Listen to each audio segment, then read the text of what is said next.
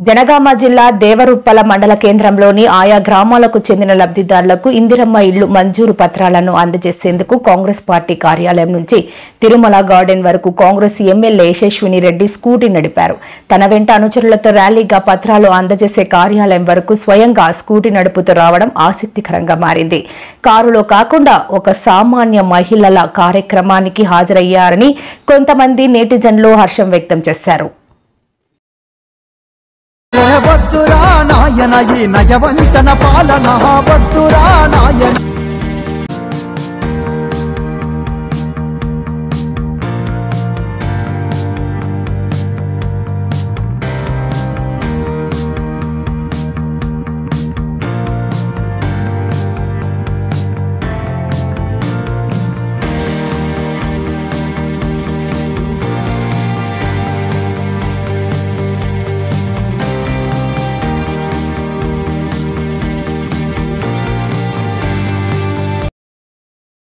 సికింద్రాబాద్ లోని ఆల్వాల్ పరిధిలో గల చిన్న